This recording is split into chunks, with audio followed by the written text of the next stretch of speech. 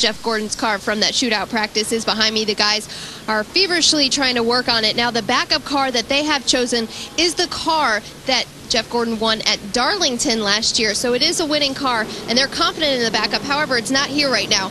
Also want to walk over to the 48, Jimmie Johnson's car. The team is working on this.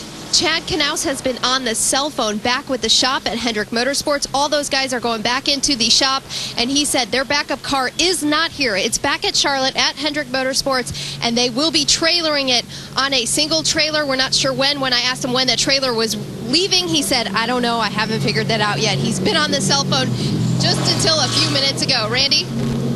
Thank you, Wendy. You know, a few weeks ago, Brian France talked about this sport, you know, getting back to basics and the roots of this sport and trying to sell it as such. And certainly here tonight, it's gotten back to the roots for sure. Reminds me of like 1967 or perhaps, you know, maybe the Daytona 500 with the fight on the backstretch between Cale, Donnie, and Bobby. But bottom line is, both Kurt Busch, Tony Stewart up in the NASCAR trailer after the second wreck here in Budweiser shootout practice. Here, it's been a media extravaganza around here. Kurt Busch has now left the NASCAR trailer. We haven't gotten a word. Ramsey Poston has been out here a couple of times. We're waiting for one of the NASCAR officials to come out here and perhaps give us some word on exactly what transpired up in the NASCAR hauler. But right now, each and every member of the media just kind of waiting out here and poised, just waiting to see what will happen after that last wreck on the racetrack. Now go back to Bob Dillner. Bob? Well, Randy, I'm with a guy that had a bird's eye view of both incidents on the racetrack during that final practice session before the Bud shootout. So incident number one, tell me about it, J.J. Ailey.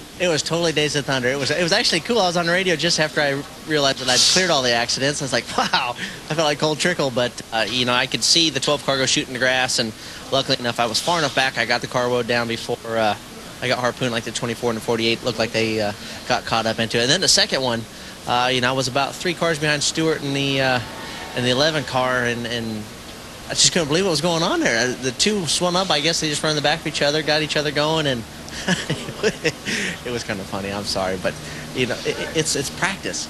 We haven't even started the season, but shootout practice, and here they are right there.